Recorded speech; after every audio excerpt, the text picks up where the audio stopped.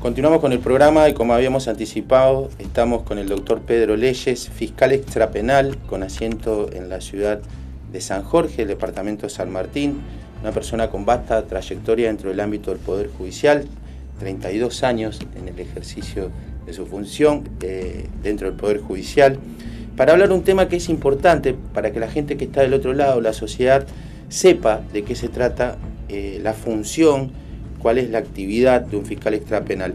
Doctor, muy buenas noches, muchas gracias por venir.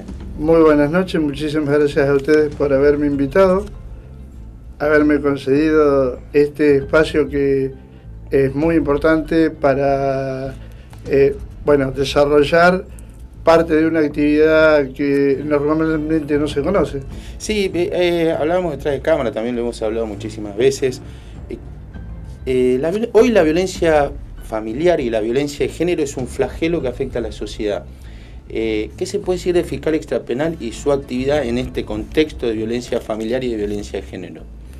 Bueno, es una de las actividades más importantes que puede desarrollar el fiscal extrapenal juntamente con la injerencia en adicciones y en salud mental. Porque muchas de estas cuestiones, ¿no es cierto?, de violencia familiar pasan por problemas de consumo, ya sea de alcohol, ya sea de estupefacientes, como por enfermedades no bien tratadas a nivel mental.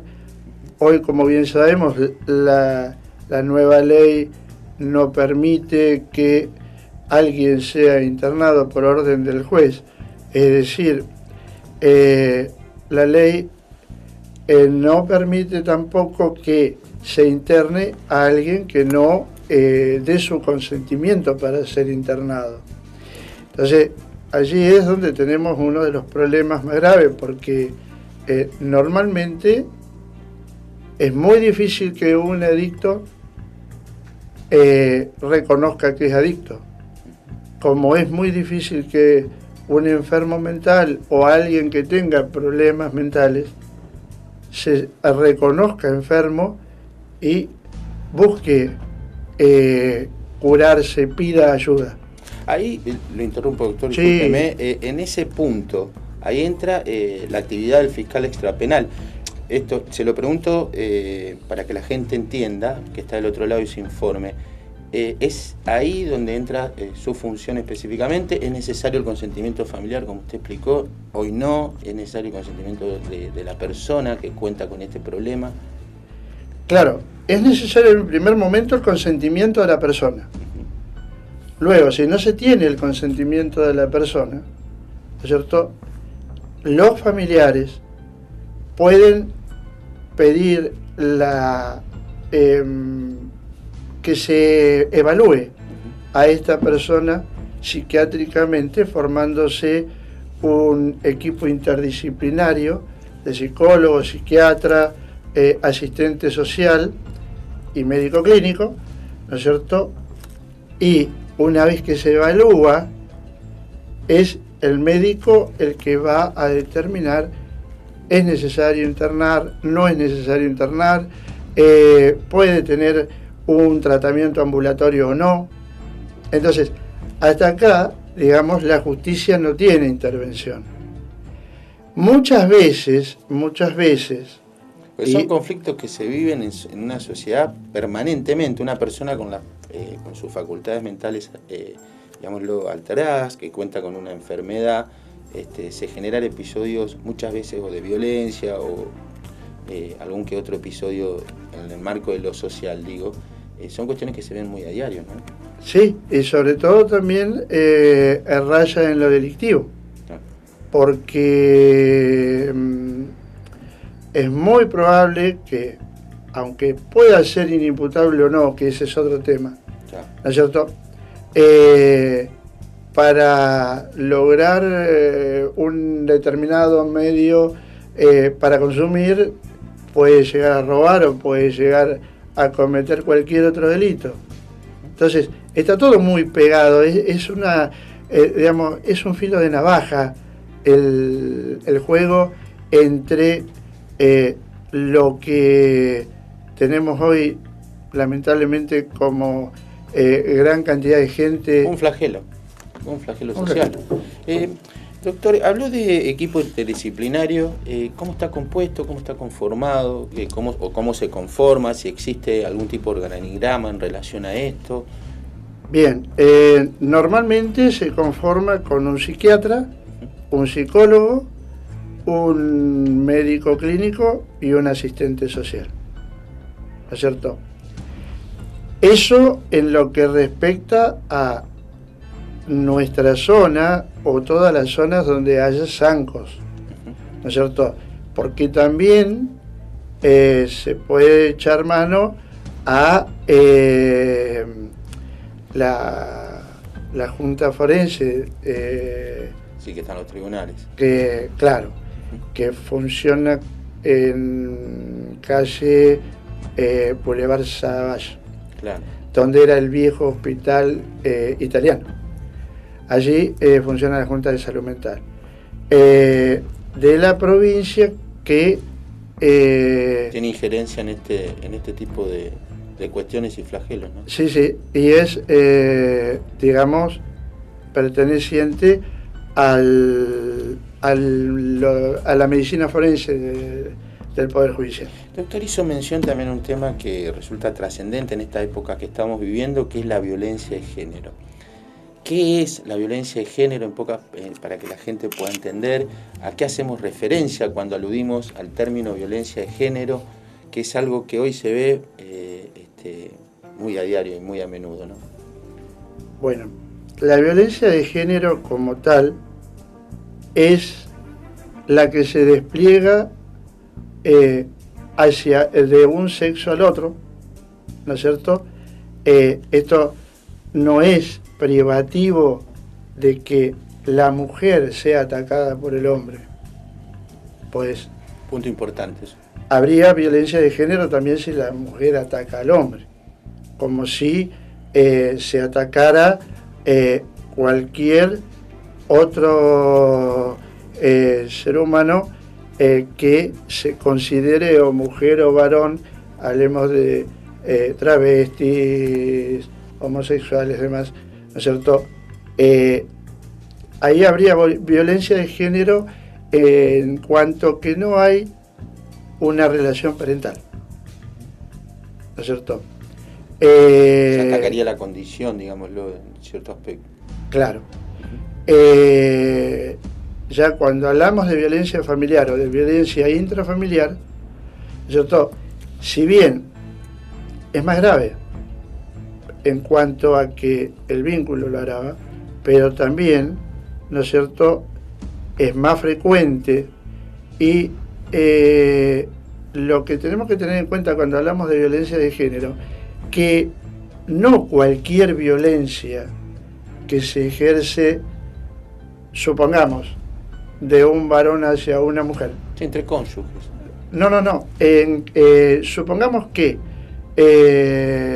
un par de motochorros, ¿no es cierto?, atracan a una mujer, le roban a una mujer.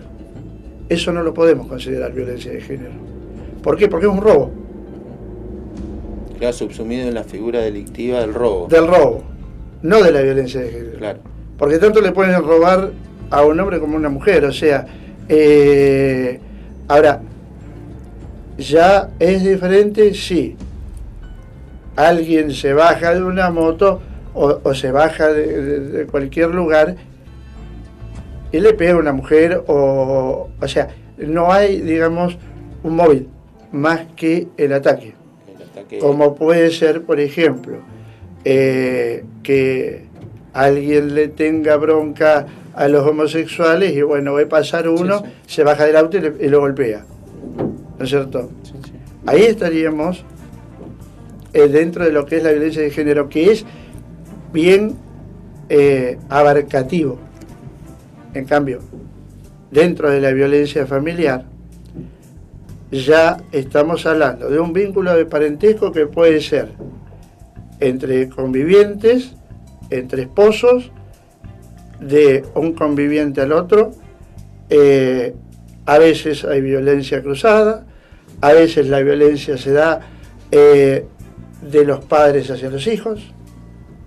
O sea, no siempre podemos hablar de violencia familiar solo por los golpes o por los maltratos, sino que también... ¿Maltrato psicológico? Maltratos psicológicos es violencia también. ¿Y justamente también violencia a de eso, género? También podría ser. Si esa violencia psicológica se ejerce, supongamos, en un ámbito laboral. Atacando la condición. Atacando la condición. Sí, sí. O sea, no sé si soy claro. Sí, sí. En cuál es muy interesante charlar sobre este punto porque es algo que está en boga y que se da mucho. La violencia intrafamiliar, violencia de género, muchas veces también se confunde. Por eso lo que usted está diciendo y haciendo referencia es un punto importante para que la gente que está del otro lado, como siempre dice, para que doña Rosa que está del otro lado sepa y pueda entender qué tipo de cuestiones abarca la violencia de género, qué es una violencia intrafamiliar, cuáles son las diferencias, si la violencia intrafamiliar y la violencia de género es lo mismo. Usted hizo referencia recién, ¿no? Bien, de todos modos, si no soy claro, le pido al doctor que está muy claro. Me lo haga saber porque... Está muy claro, está muy claro.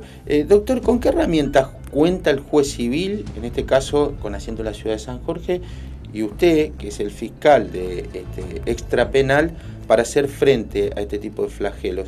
Estoy hablando del flagelo en general, de lo que usted dijo, hizo referencia, de cuestiones de personas con adicciones y problemas mentales, violencia de género, violencia intrafamiliar. Bueno, hoy uno de los elementos más importantes que tenemos es el Código Civil y Comercial de la Nación, donde, como bien sabemos, es un código abierto, es un código de principios. Entonces, permite que no manejarse en compartimientos estancos, sino que está todo interrelacionado. De allí podemos ir a la ley de salud mental, de allí podemos un salto importantísimo. La ley de salud mental ha resultado un salto importante. Muy importante, muy importante, porque podemos allí configurar la protección de personas. ¿Qué? Me interrumpo. Ahí, ¿qué es la protección de personas? Bueno, es un tema importante. Sí, es una figura que es abarcativa de un montón de situaciones, ¿no es cierto? Y dije un montón en una serie porque uno cuando, como bien decía el doctor, cuando habla para doña Rosa entiende que un montón es un puñado de cosas, ¿no es cierto? Hablamos de serie, hablamos para nosotros. Entonces, estas situaciones que abarcan son, por ejemplo, muy puntuales en muchos casos. Podemos proteger un menor, ¿no es cierto?, de los ataques de su padre, o de su madre, o de su hermano. Podemos... Esa es la herramienta con la que cuenta el fiscal extrapenal y el juez civil para hacer frente a un caso, supóngase, de abuso de cualquier tipo. No estoy hablando porque también la palabra abuso suena, está vinculada muchas veces a otro tipo de delitos o cuestiones, pero abuso, hago referencia al abuso en general, y ahí es una herramienta con la que usted cuenta, como hacía referencia, para estos casos. Claro. ¿Por qué hice referencia, en primer lugar, que debiera haber hecho referencia a las leyes internacionales, a la Constitución Nacional? Sí, los derechos del niño, sí. Todo, digamos, toda la otra batería. El bagaje de herramientas jurídicas con la que cuenta. Exacto. El ordenamiento jurídico es amplio, pero... Que un poco se subsume en este nuevo código. La nueva normativa del Código Civil. Exacto. ¿Por qué? Este nuevo código, como dije, al ser abierto, ¿no es cierto?, de principios, por ejemplo, en su artículo 103, le concede la facultad al Ministerio Público, que no es el MPA, no es el Ministerio Público de la acusación. Es el fiscal extrapenal para este tipo de cuestiones específicas. Para este tipo de cuestiones específicas, le concede la facultad de intervenir complementaria o primaria, principalmente.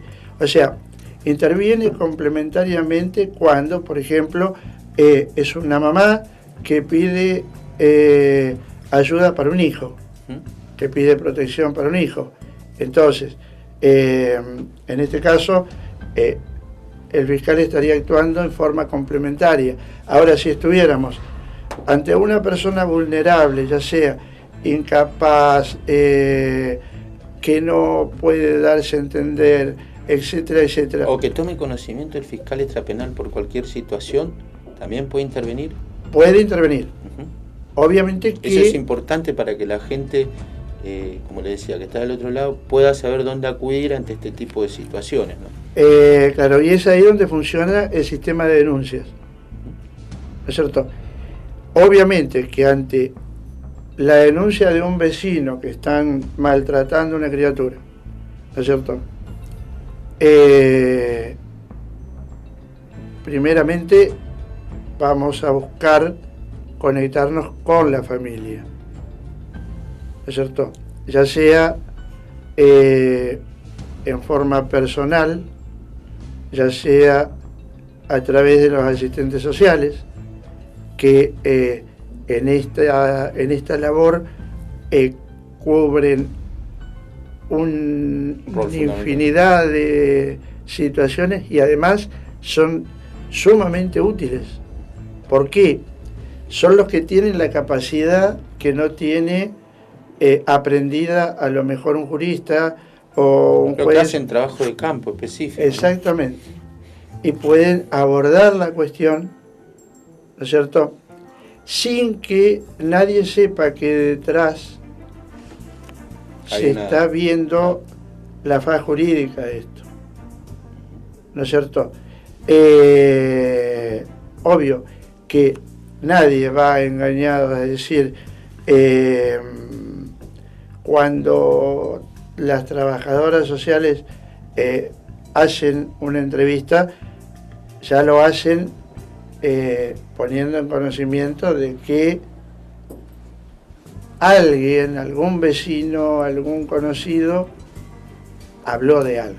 Claro, hizo una presentación o anotició a la justicia en este caso. Claro.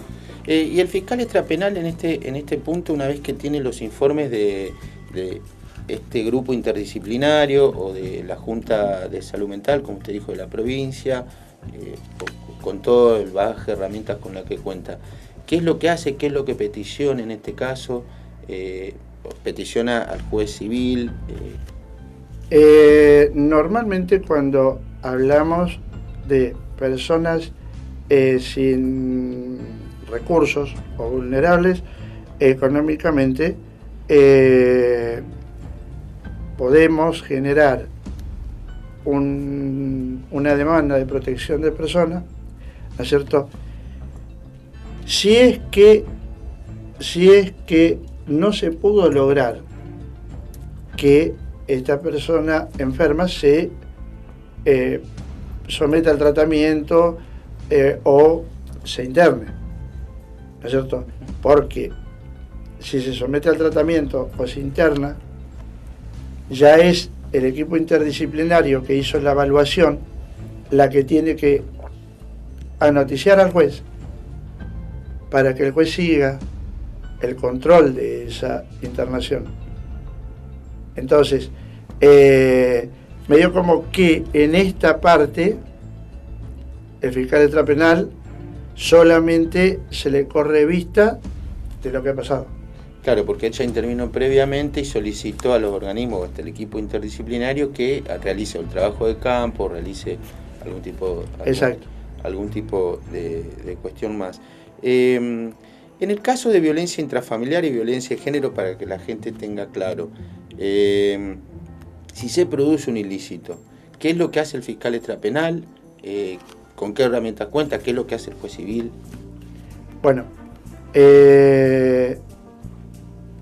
normalmente estamos trabajando específicamente en el Distrito San Martín, ¿no es cierto? En este caso en forma conjunta con el MPA, o sea, con el fiscal de la acusación, el fiscal penal. Con el doctor Carlos Opegni. Con el doctor Carlos Opegni. O sea, ¿por qué? Porque en este caso la policía nos va a dar conocimiento a ambos. Entonces, él va a ir por la parte penal en forma directa, ¿no es cierto? Y yo voy a ir por la parte civil también en forma directa. Entonces, a veces estamos sobreabundando, por ejemplo, una prohibición de acercamiento, o estamos sobreabundando una exclusión, pero lo convinimos así porque también en esto la ley nos permite que el juez civil tenga control también sobre este tema, porque a través de esto, lógicamente después se pueden dar los juicios principales como de cuidados personales de los hijos, o que si no están en condiciones ninguno de los dos integrantes de la pareja para cuidar a sus hijos, se pueda buscar la familia ampliada para que esos chicos no queden desprotegidos. O sea, también es grande el trabajo que puede desarrollar, que podemos desarrollar tanto el juez civil como yo en este sentido. ¿Por qué? Porque el juez penal va a tener acotado su labor. O sea, podrá ir. Sí, para el juez penal es solamente lo que le informan en las partes, en este caso el fiscal y el defensor, pero no conoce el fondo de la cuestión, que es en este caso que usted, que es el fiscal extrapenal y el juez civil, conocen en el caso de que se haya trabajado previamente, ¿no? Sí, sí, y además, bueno, hemos tenido lamentablemente, digo lamentablemente porque, digamos, me ha tocado una sola vez más allá que ha habido varios homicidios por violencia de género o violencia familiar.